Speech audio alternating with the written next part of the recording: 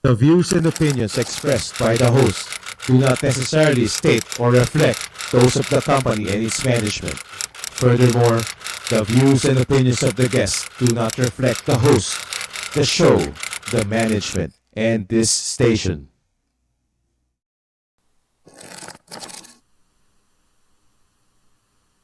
Alhamdulillah, Alhamdulillahi Rabbil Alamin. Wassalatu wassalamu ala Rasulillah. Assalamu alaikum warahmatullahi wabarakatuh. Muli po ay nandirito na naman tayo minsan pa sa ating programang Islam ang Solusyon. Napapakinggan sa himpilang ito tuwing araw po ng Huwebes, alas 2 hanggang alas 3 po ng hapon, Manila time. Ito po muli ang inyong kapatid sa pananampalataya, Salim Gemba. Para po sa inyong mga katanungan, komento o suhestyon, nandiyan po sa inyong mga screen, 0927-927-9000 o kaya po ay 0919-6943095. Maganda po ang paksa natin. Ito po yung paksa natin nung nakaraang Thursday. Uulitin natin dahil po sa technical problems last week. So dahil po sa problema sa last week ng technical department, hindi magandang pagkaka-record. Ngayon po ay uulitin natin para malinaw, lalo na ang sound, lalo na ang audio. Kailangan malinaw ang audio para po maintindihan ng ating mga viewers. Ang paksa po natin ay ang kahalagahan ng Suratul Fatiha. Ang Suratul Fatiha po, ito po yung opening chapter ng Quranul Karim, Glorious Quran. Ito po ay napakamahalaga sa bawat prayer ng mga Muslim. First chapter, opening chapter kung tawagin. So napakamahalaga ito, kaya tatalakayin nating mabuti para po malaman ng ating mga kapatiran, kamusliman, kung gaano ito kahalaga. Dalawa po sa mga hadith ang nagpapatunay na kapag po walang Suratul Fatiha, ay wala pong prayer na matatanggap. Invalid po ang prayer, ibig sabihin. So, hindi counted ang prayer kapag walang Surat al-Fatiha. No salah kapag walang Fatiha. Si Ubadah bin As-Samit ay nagsabi na ang sugo ng Allah sallallahu alaihi wasallam ay nagwika anya, La salata liman lam yaqra bi Fatihatil Kitab. Malapit-lapit po napakahulugan, ito yung katibayan. Gaano kahalaga po ang Fatiha? First chapter ng Quran. Walang salah para sa sino mang hindi binabasa ang pambungad ng aklat, opening of the book. Isa po sa katawagan na itinatawag sa Suratul Fatiha ay opening of the book, pambungad ng aklat. Source po natin, Fathul Bari, Volume 2, Hadith 257, at saka Sahih Muslim, Volume 1, Hadith 295.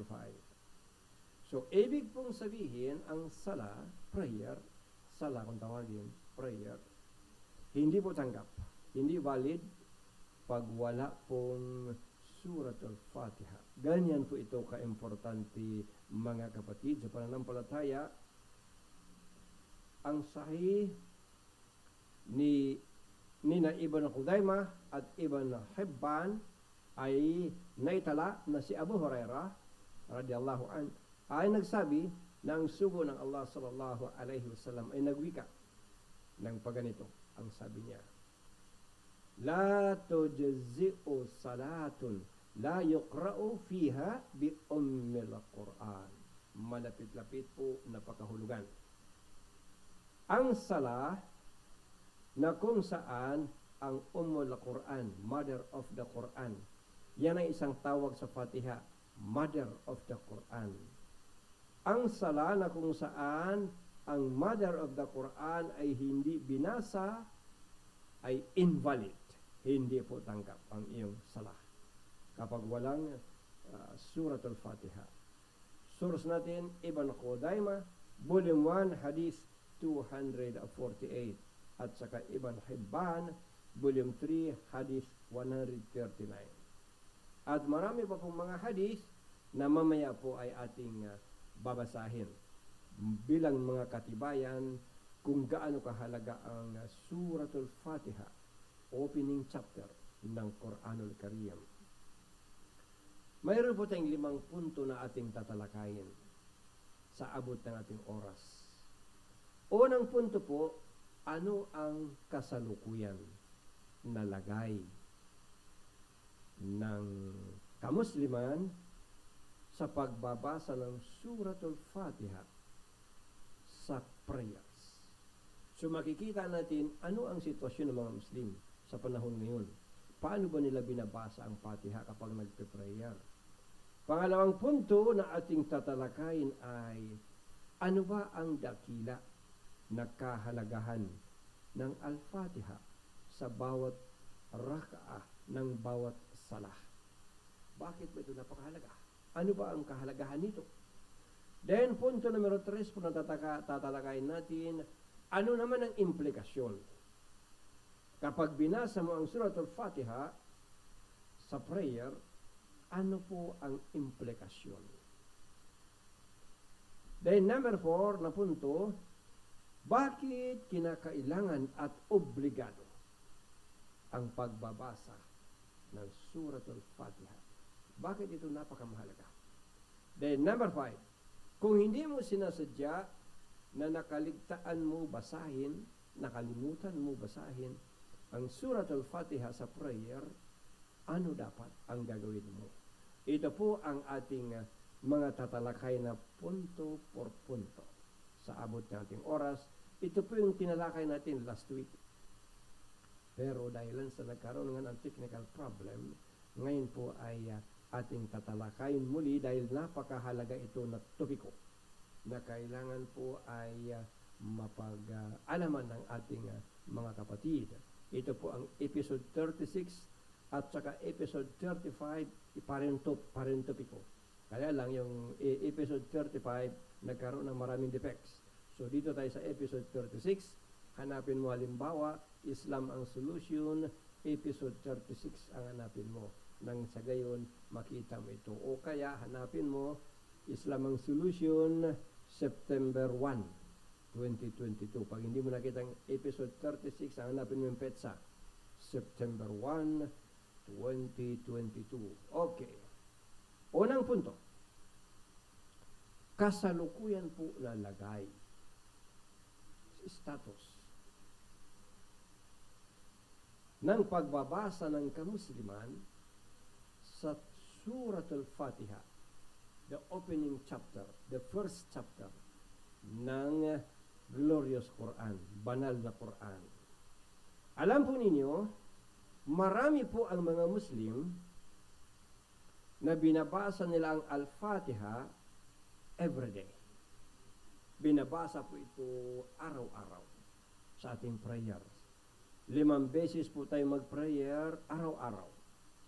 At kapag ang prayer mo ay 2 rak'ah, 2 tayo, 2 beses mo babasahin ng Fatiha.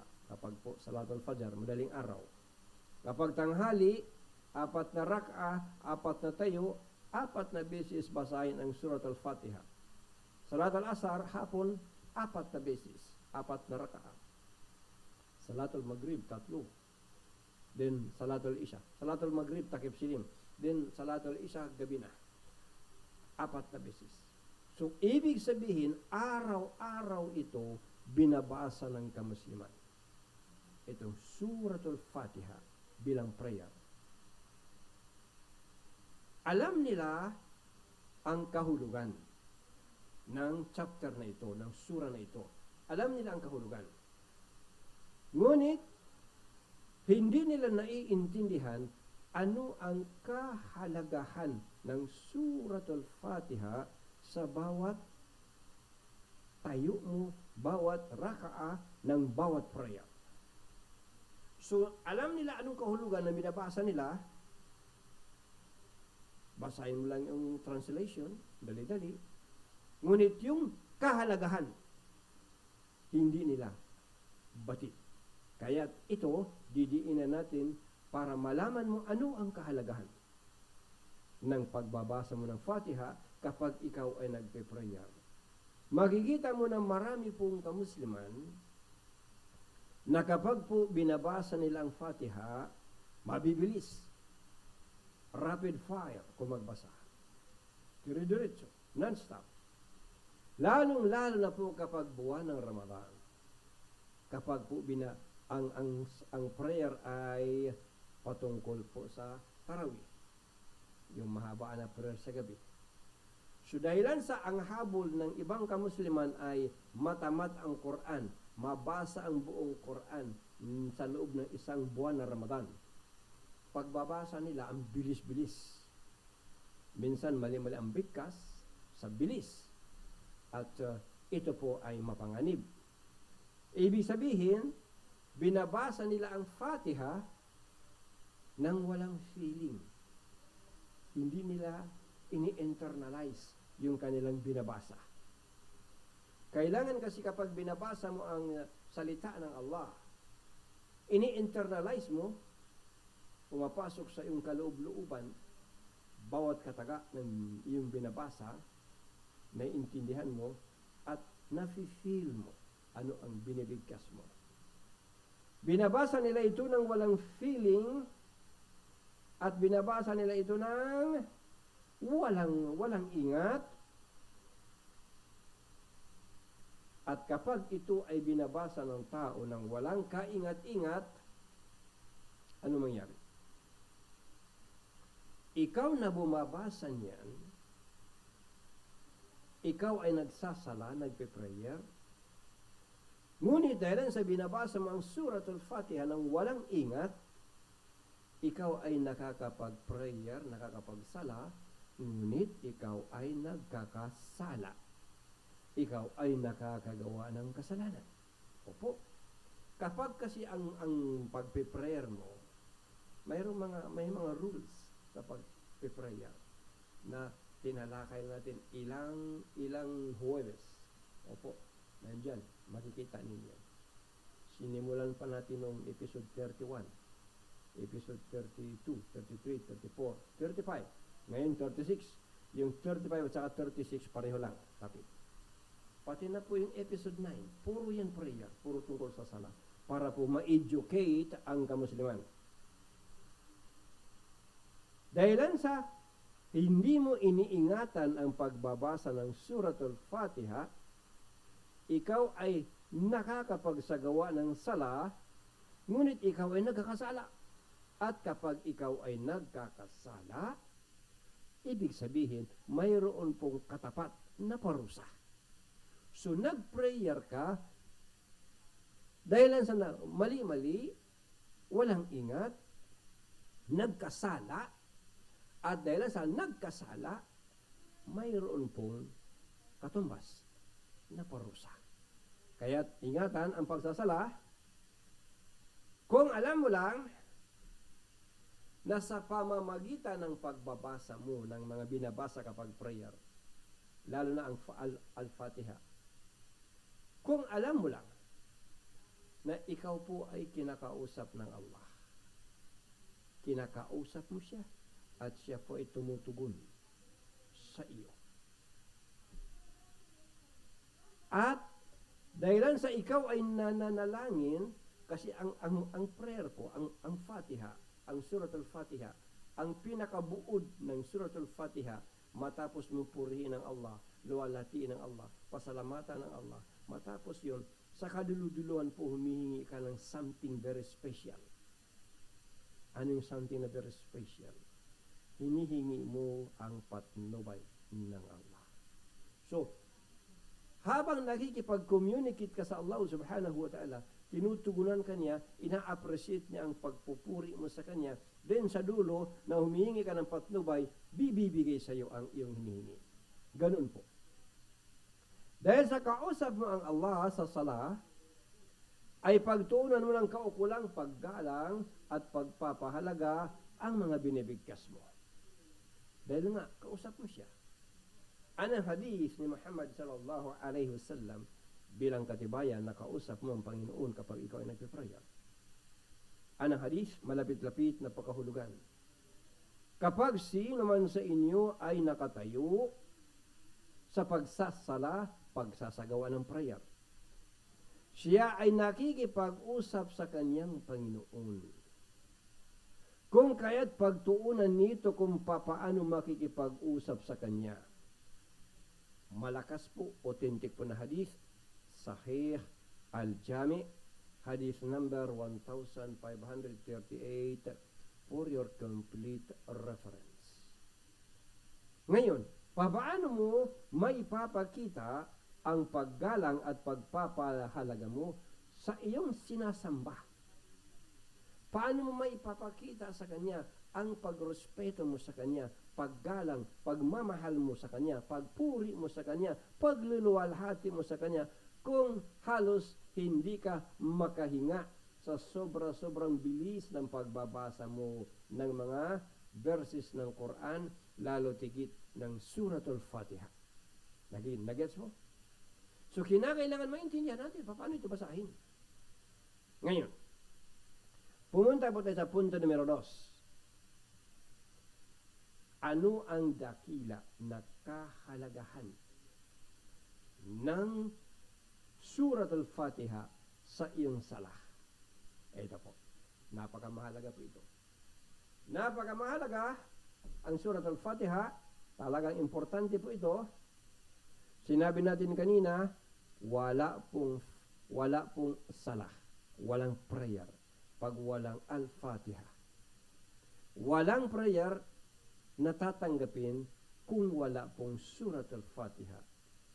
Si Imam Muslim, kahabagan nawa ng Allah, naitala na si Abu Hurairah, nawa kalugdan ng Allah, ay nagsabi na ang propeta sallallahu alaihi wasallam ay nagwika ng paganito: Man salla salatan lam yaqra fiha bi ummil Qur'ani fahya qidaj.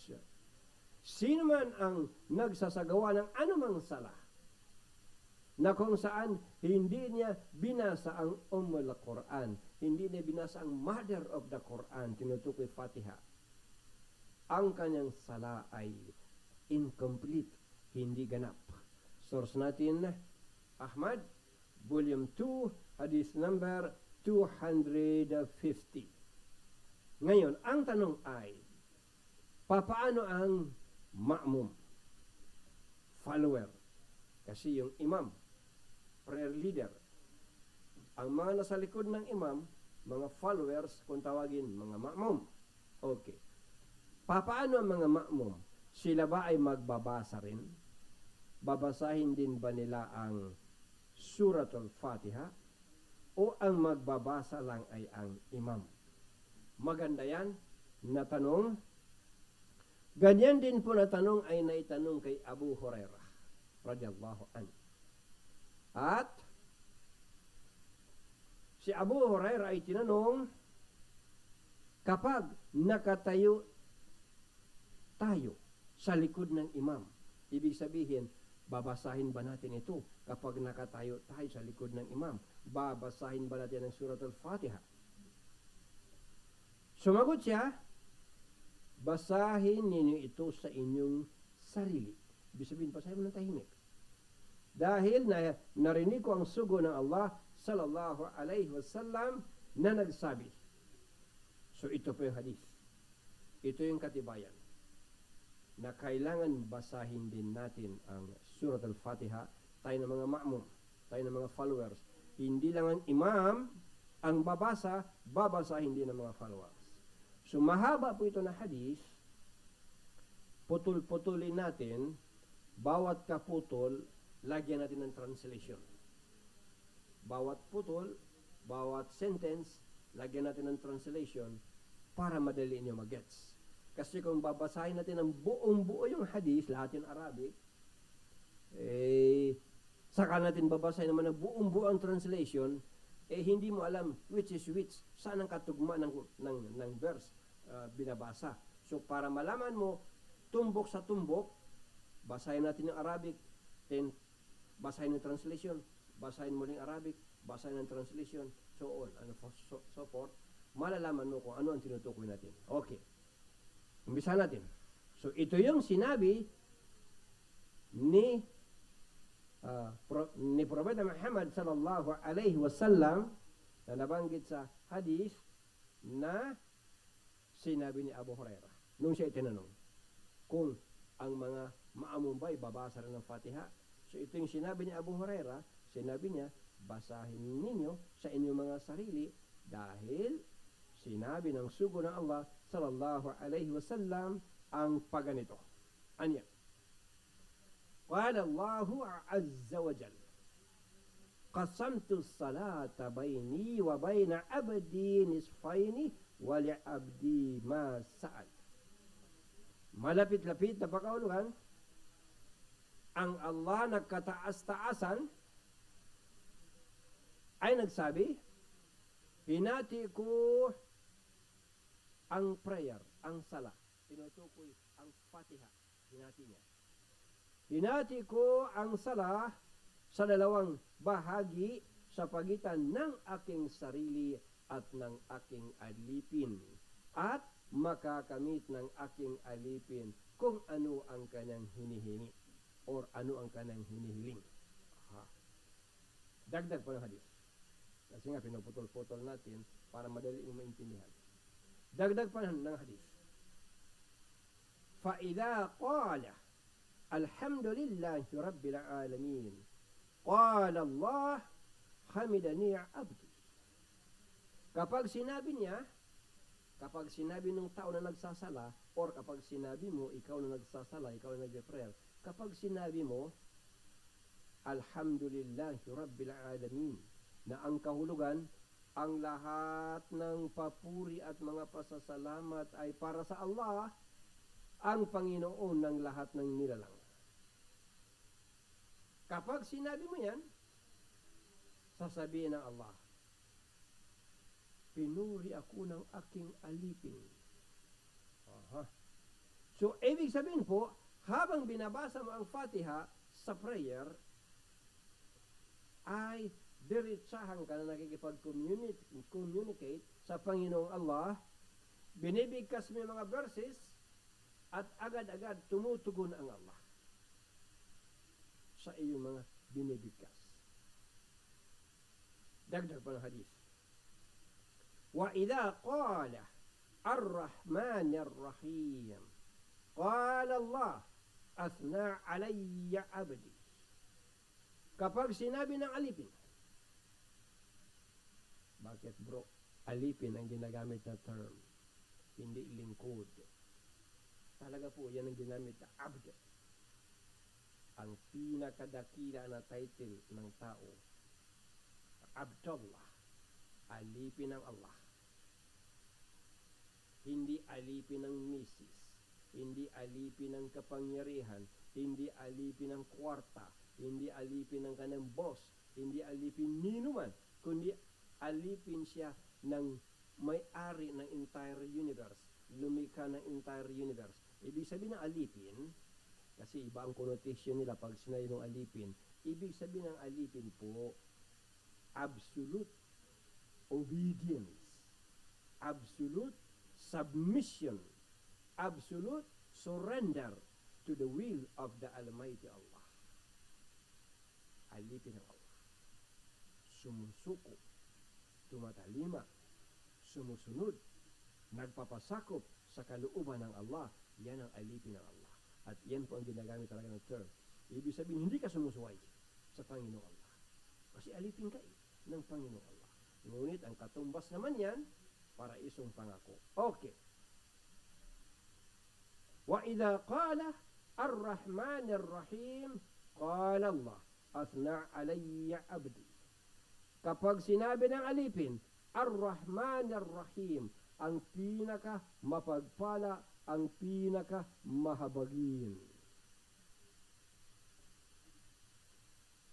Sasabihin ng Allah,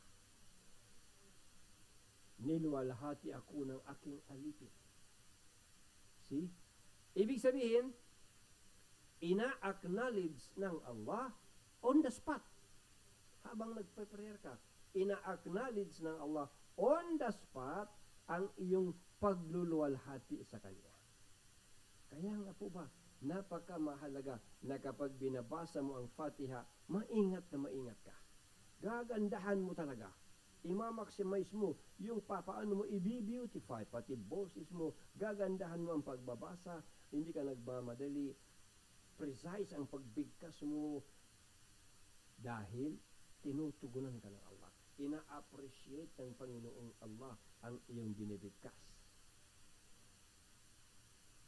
فَإِذَا قَالَ مَالِكِ يَوْمِ الدِّينِ قَالَ اللَّهُ مَجَّدَنِي عَبْدِي وَقَالَ مَرَّةً فَوَضَّ إِلَيَّ عَبْدِي. Kapag sinabi niya, siya na nagdarasal, kapag sinabi niya, Malik Yawmiddin. Ibig sabihin ng Malik Yawmiddin, ang may-ari sa araw ng pagbabayaran. Yan ang isang translation.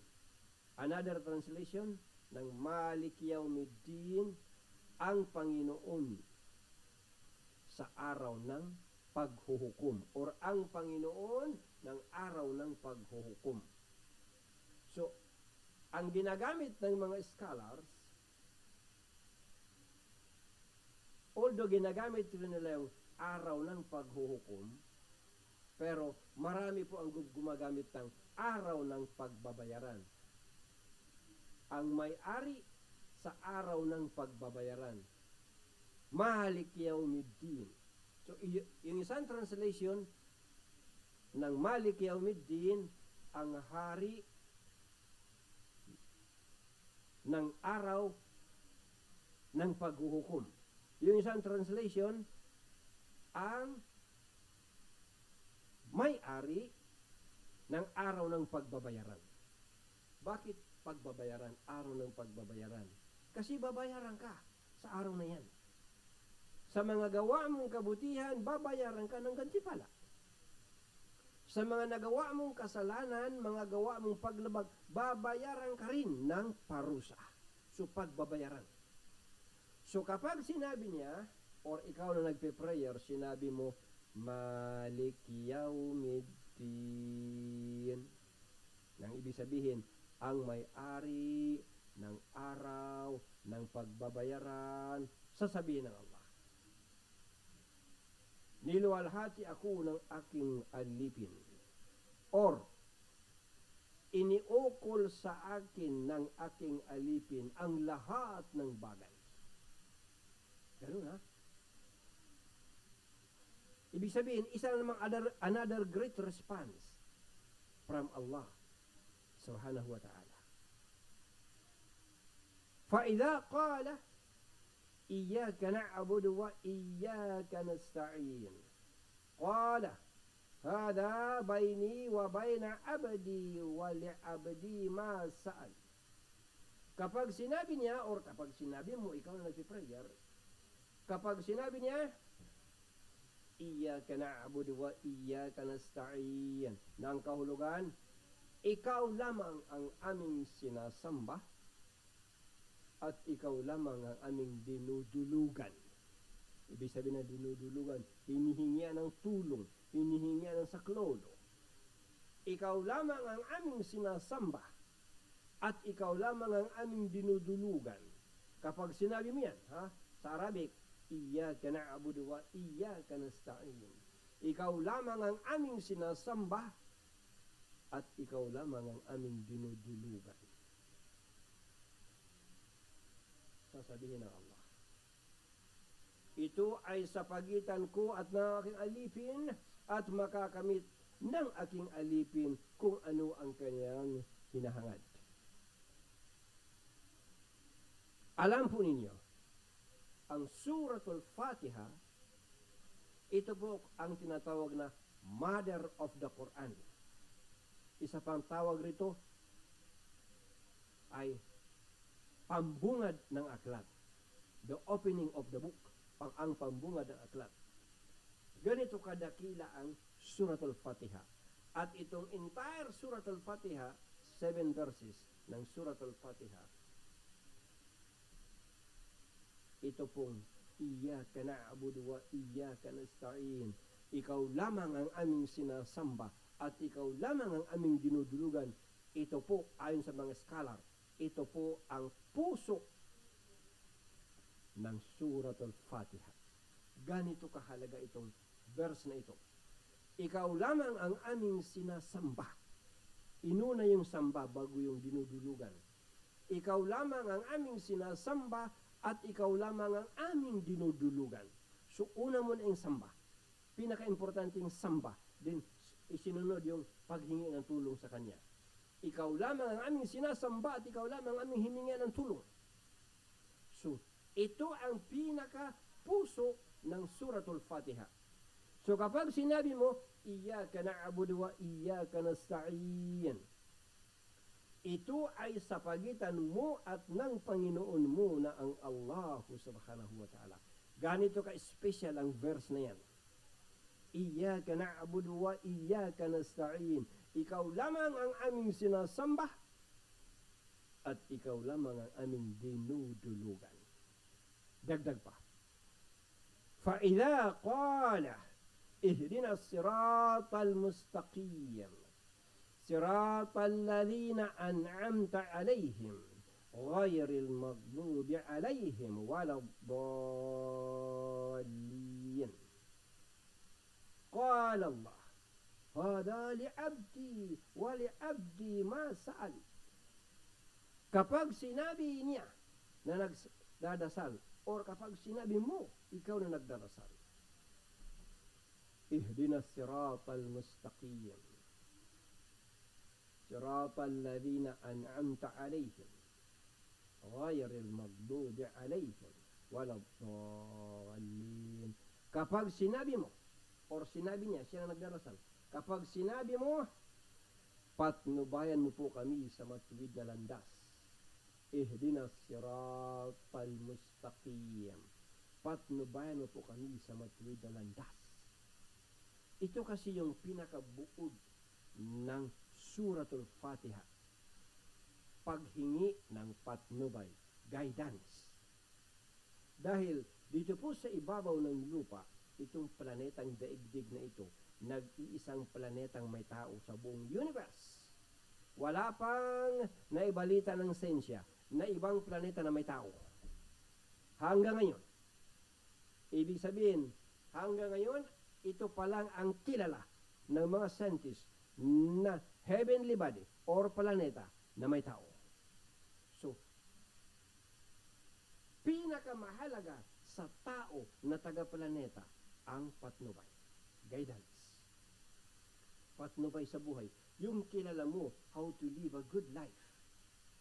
Yung alam mo ano ang masama, ano ang mabuti, ano ang kalugod-lugod sa Panginoon, ano ang kapuot-puot sa Panginoon, para hindi ka maging tulad ng hayop.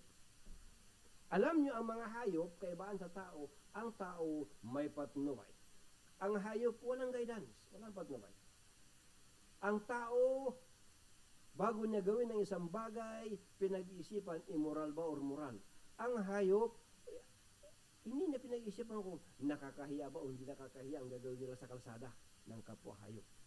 So, patnubay ang pinakamahalaga sa lahat dito sa ibabaw ng mundo, the guidance. To live a good life in this world and to have a salvation of our soul in the hereafter. Ito ang pinakamahalaga, pinaka-importante na makamit natin sa ibabaw ng lupa, patnubay. At ito po ang hinihingi mo. Ihdina siratal mustaqim. Patnubayan mo po kami sa matuwid na landas. Siratal ladhina an'amta alayhim. Ghayril maghdubi alayhim. Waladhdallin. Ang landas ng mga yaong iyong pinagkalooban ng pagpapala. Hindi ang landas ng mga yaong umani ng iyong puot, ni ng mga yaong nangaligaw. Ito po ang last and final line. Last and final verse ng Fatiha. Patnubayan mo po kami sa matuwid na landas. Ang landas ng mga yaong pinagkalooban mo ng iyong pagpapala. Hindi ang landas ng mga yaong umani ng iyong puot, ni ng mga yaong nangaligaw. So ito yung hinihingi mo. Kapag sinabi mo yon, sasabihin ng Allah, ito ay para sa aking alipin at makakamit ng aking alipin kung ano ang kanyang hinihingi. So ibig sabihin, kapag binabasa po natin ang Fatiha, umpisa, pinupuri natin ang Allah, pinasasalamatan natin ang Allah, ginuglorify natin ang Allah, sa bawat kataga na binibigkas natin, nagre-respond siya. Pinuri ako ng aking alipin. Niluwalhati ako ng alipin.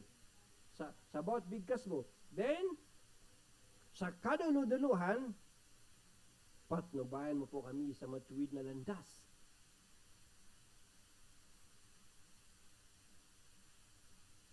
Patnubayan mo po kami sa matuwid na landas.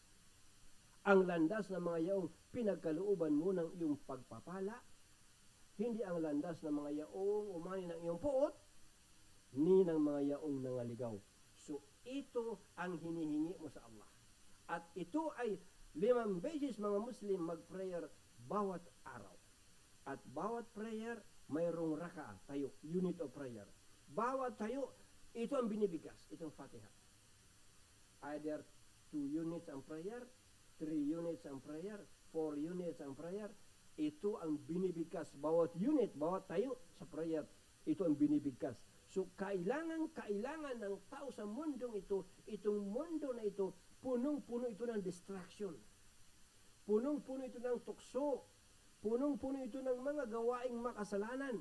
At tayo po ay built-in sa ating kalubluban ng pagnanasa. Hindi naman masama magnasa kung ang pinagnanasaan mo, misis mo, legal na asawa mo, mister mo, legal na mister mo, o kaya magnasa ka sa pera kung anak buhay mo naman halal. Ang problema, ang pinagnanasaan mo, illicit affairs. So dahilan po sa ang mundo na ito ay punong-puno ng distraction, punong-puno ng temptation, punong-puno ng mga pagnanasa, at naririyan si Taning, si Satanas, na sinasabayan niya para sakyan ang tukso. Upang matukso ka, kailangan talaga natin the patnubay, the guidance. Kung hindi ka makakasurvive. Tragedy abutin mo sa mundong ito. Ganoon po kahalaga ang guidance. Ang abutin mo, tragic ending. Tragedy.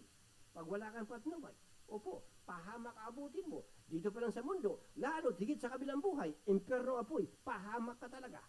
So, kaya araw-araw, 5 times daily prayer, bawat prayer, may 2 tayo, may 3 tayo, may 4 na tayo, makikita mo, ang hinihingi ng Muslim, patnubay.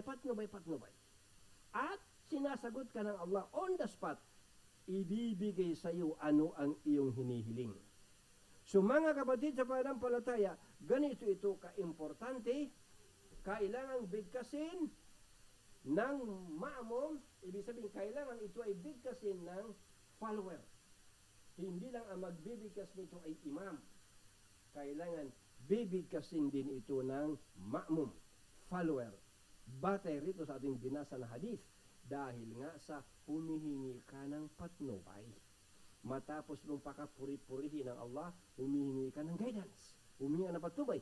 At dahil kailangan ng tao talaga ang patnubay para huwag mapahamak sa mundong ito, higit sa lahat huwag mapahamak sa kabilang buhay. Punto numero 3.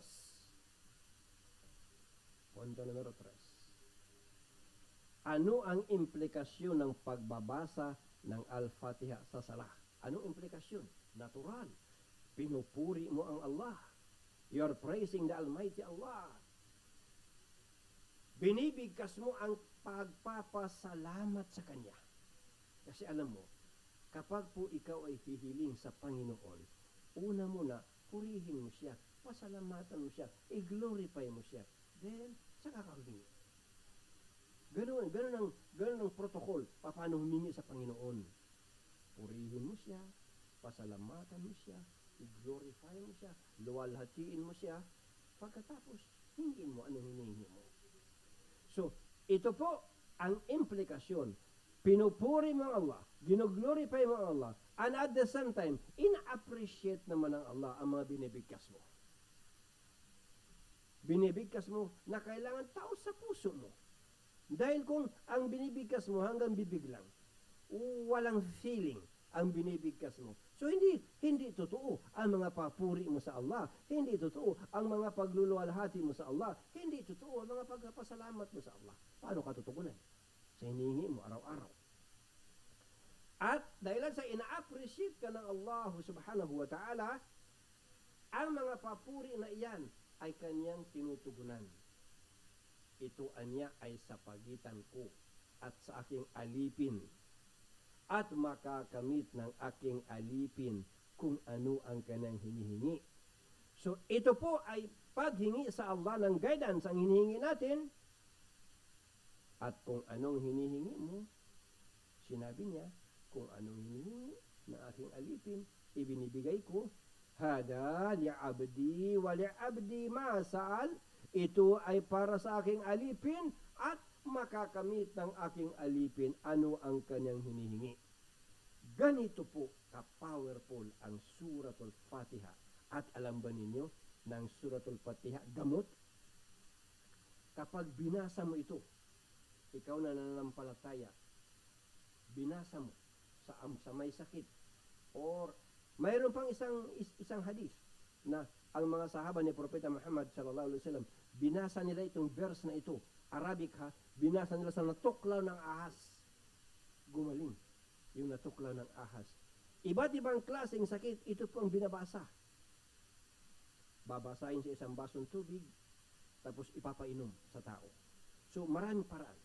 Ngayon kapatid sa pananampalataya, kasi nakalagay sa Quran na ito ay gamot. Gamot ito. Itong Suratul Fatiha. Ito po ay gamot. Itong Quran mismo ay gamot. Ipinahayag dahil ito po ay gamot.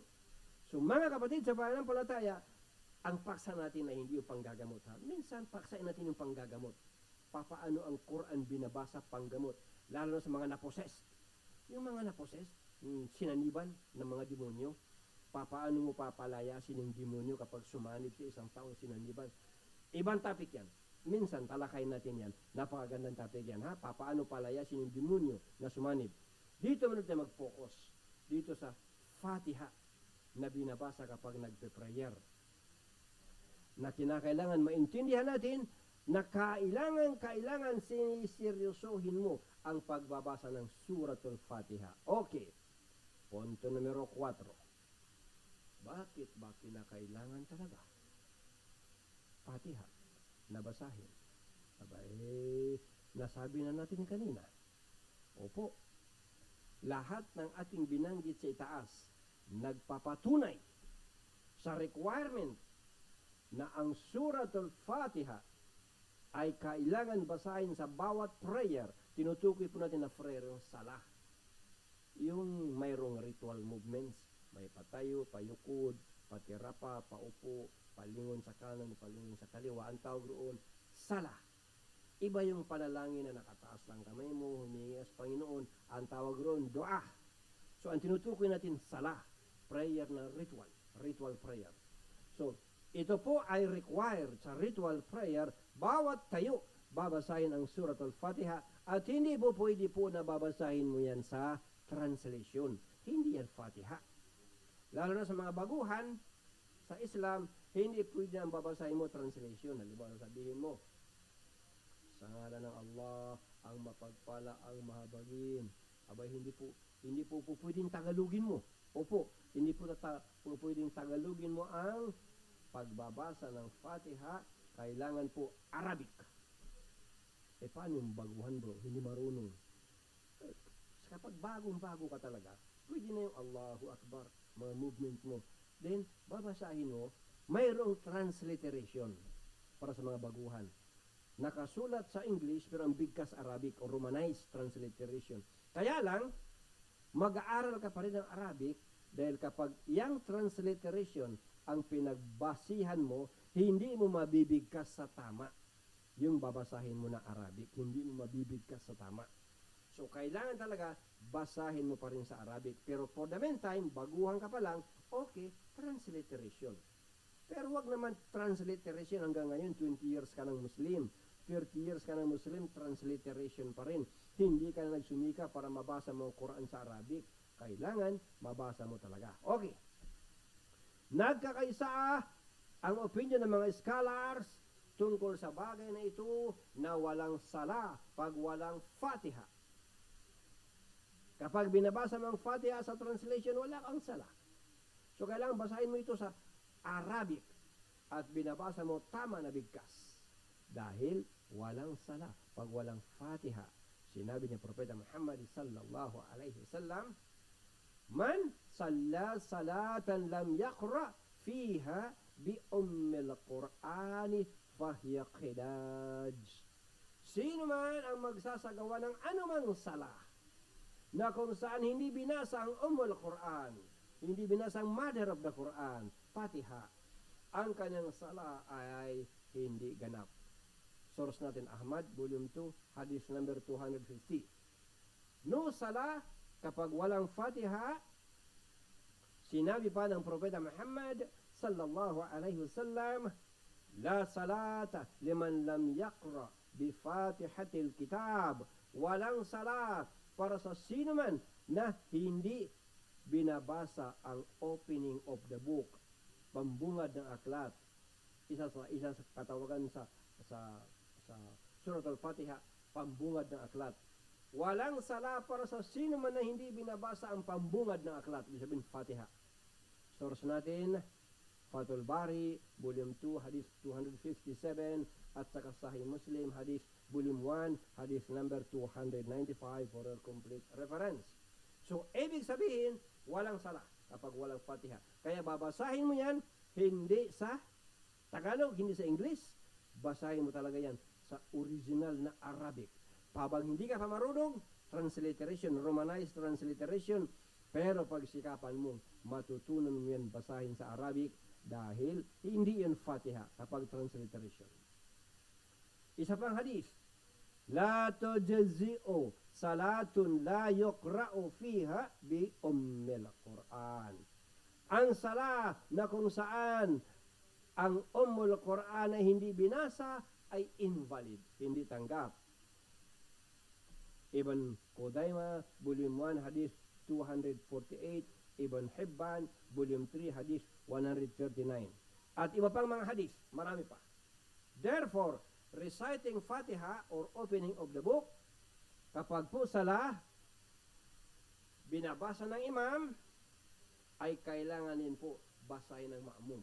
So yung tanong kanina sa itaas, kay Abu Huraira, kung imam lang ba magbabasa, hindi na ang ma'mum, hindi po. Babasahin ng imam, babasahin mo rin ng ma'mum, dahil doon sa katibayan na binasa natin na hadith sa itaas, nang sa gayon po ang ating sala ay matanggap.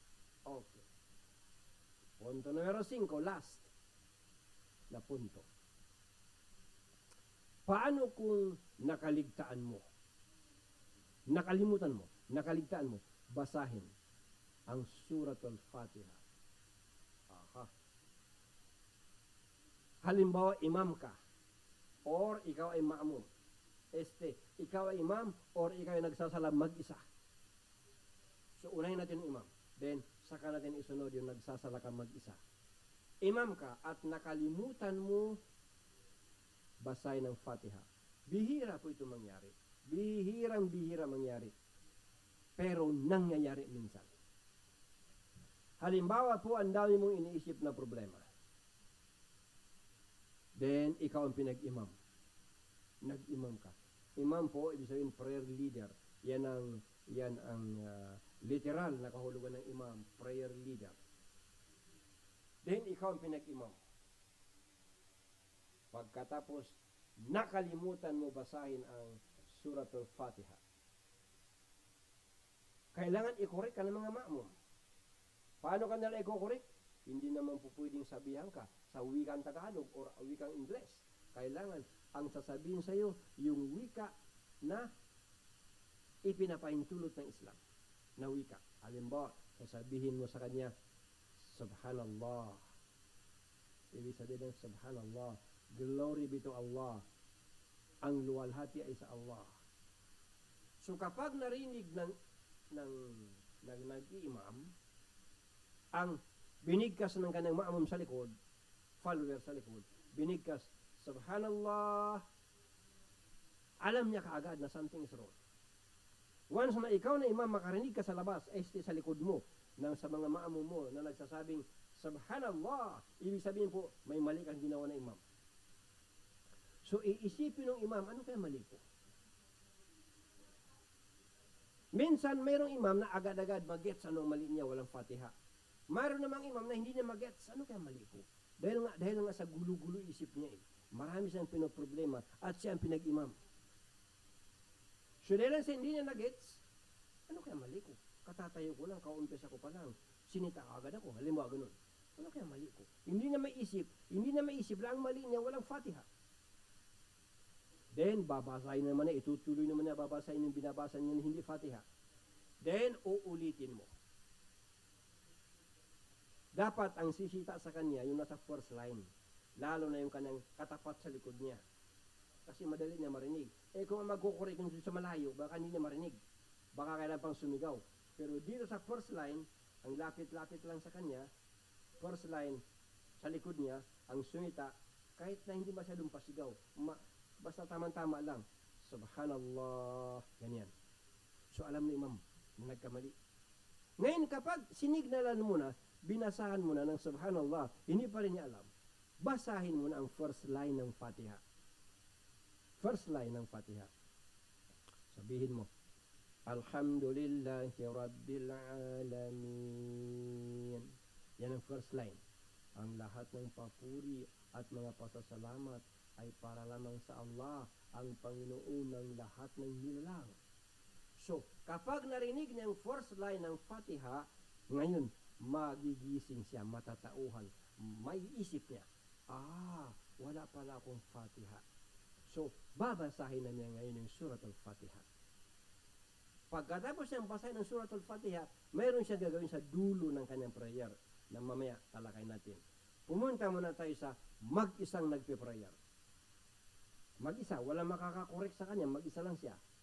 Tapos nakalimutan niya ngayon yung Fatiha. Ganun din ang kaso.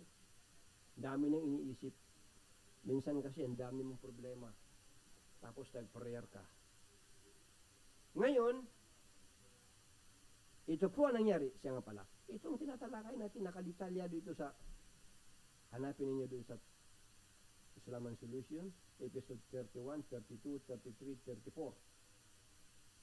Opo, nandun. Pati na sa episode 9. So, nandito itong tinatalakay natin. Nandun mas detalya yung paliwanag. Lalo na doon sa nagkamali ka,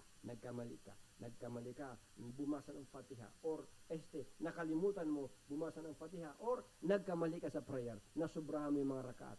Nandoon po sa mga episode na yan. Kaya, pinagbuti natin na ito ang mga topiko natin tinatalakay dahil kailangan kasi ito ng mga Muslim. Importante yung topiko. Okay. Mag-isa ka lang na nagpe-prayer sa bahay, halimbawa. Tapos, nakalimutan mo ang Surat al-Fatiha. Walang makakapag-correct sa'yo. At naalaala mo lang na nakaligtaan mo ang Fatiha nung nakapatira pa ka. Nakapatira pa ka na, saka mo naalala.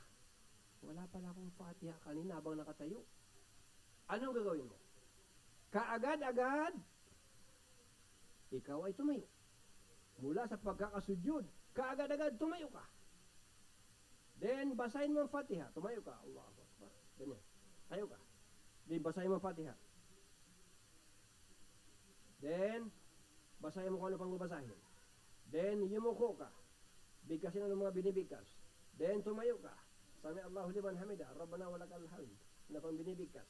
Then, saka ka magpatira pa. Ganoon po. Kapag mag-isa kang nagpe-prayer at nakalimutan mo ang Surat al-Fatiha, naalala mo lang somewhere. Kailangan balikan mo. Dahil pag hindi mo binalikan, wala kang sala. Binasa natin ilang beses yung mga hadis. Walang Fatiha, walang sala. Kailangan balikan mo. Rokon yan. Ibig sabihin ng rokon. Haligi. Saligan ng sala. Okay. Ngayon, either ikaw ay imam na nakaligtaan mo basahin ng Fatiha at sinita ka ng mga ma'mum, sinabihan kang subhanallah, or mag-isa ka lang na nagpe-prayer at saka mo naisip somewhere na wala ka palang Fatiha, anong gagawin mo sa dulo ng prayer mo? So, ang gagawin mo, kapatid, ay magkakaroon ka ng sujud sahwi, sujud of forgetfulness. Opo. Ano ang sujud sahwi? Dalawang patirapa. Either bago magsalam or after magsalam. Depende sa atraso. Depende sa ano ang violation. So ganitong violation na nakalimutan ang Fatiha, imam ka halimbawa, at napaalalahanan ka or nakalimutan mo ang Fatiha pero naalala mo somewhere sa iyong prayer at binalikan mo kaagad, ang iyong sujud ay bago ka magsagawa ng taslim, bago ka magsalam, bago ka lumingon sa kanan, bago ka lumingon sa kaliwa, ikaw ay magsujud muna ng 2 beses. Sujud, bigkasin binibigkas habang nakasujud. Upo, bigkasin mga binibigkas habang nakaupo. Sujud uli, ganun din bigkasin ang dapat bigkasin. Then, upo, then saka ka magsalam. Saka ka magbigkas ng Assalamualaikum warahmatullah, lingon sa kanan, then lingon sa kaliwa. Ganoon po mga kapatid sa pananampalataya, ka-importante itong ating tinatalakay na patungkol po sa sala. Napakarami po ang ating mga punto na kailangan talakayin tungkol sa sala. Opo. Doon sa mga tinalakay natin, isingit natin ito. Isingit natin. Ha? Nakaligtaan natin isama sa ating mga lecture. Yaon pong dalawang salita na hindi mo po pwedeng isabay sa imam. Kailangan patapusin mo ng imam. Dahil kapag hindi mo ginawa, batal ang iyong prayer. Number 1. Isingit natin ito ha. Hindi, nakaligtaan natin talakayin sa mga naunang episode. Takbiratul ihram. Yung first takbir. Halimbawa, imam, nagtakbir siya. Allahu Akbar. Yung kauna-unahan takbir. Huwag mo siyang sasabayan. Pag sabi niya ng Allah, sabi mo rin Allah. Huwag mo sasabayan. Kailangan patapusin mo siya. Allahu Akbar. Pag nakatapos na siya, saka ka mag-Allahu Akbar. Kapag sinabayan mo rin ng imam, ayon sa hatul mga scholars, batay sa mga hadis, hindi ka nakapasok. Ang iyong sala hindi nakapasok. Ibig sabihin invalid. Pangalawang salita, ito yung dalawang salita na makakapag-invalid ng prayer mo. Pangalawang salita, huwag mong sasabayan yung imam pag lumingon sa kanan, magtaslim. Hindi ba kapag patapos ng prayer, lilingon sa kanan, Assalamualaikum warahmatullahi, lilingon sa kanan. Then, Assalamualaikum warahmatullahi, lilingon sa kaliwa. Huwag mo siyang sasabayan.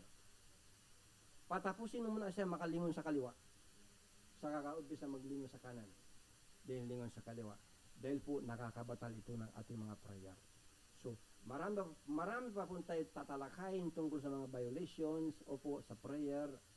Yung inimbitahan tayo sa Quiapo, dyan sa Balapit sa Golden Mosque, tinalakay natin yung mga violations sa prayer at ang gusto nila ay tuwing Monday ay last Monday of the month, tuwing last Monday of the month ay schedule natin, medyo iniisip natin, ibang klaseng lecture kasi yun. Sa kalsada, oo, naglagay na lamesa sa kalsada, tapos kung sino-sino mga tambay, pwede manood, pwede makinig, parang walang formality. Kaya tuloy, kung sino-sino magsisiga, panoorin yung lecture ko na yan.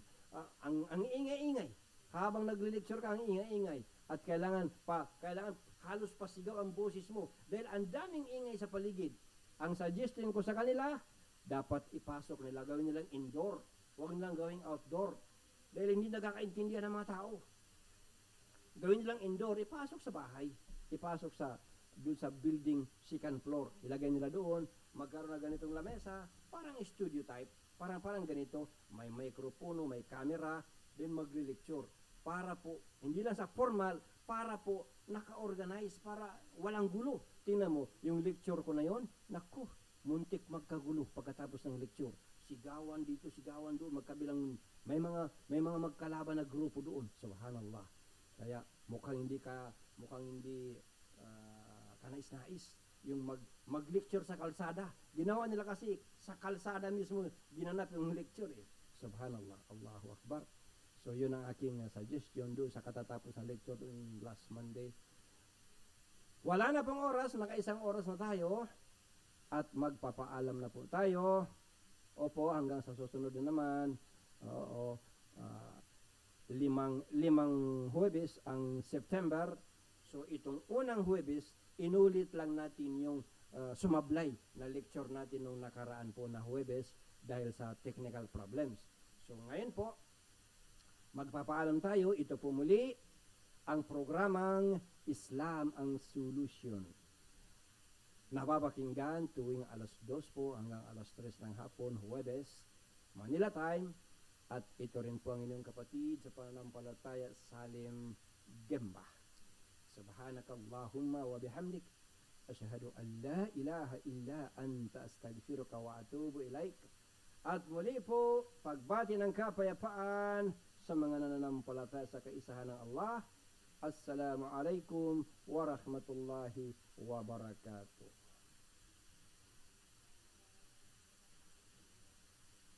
Okay na?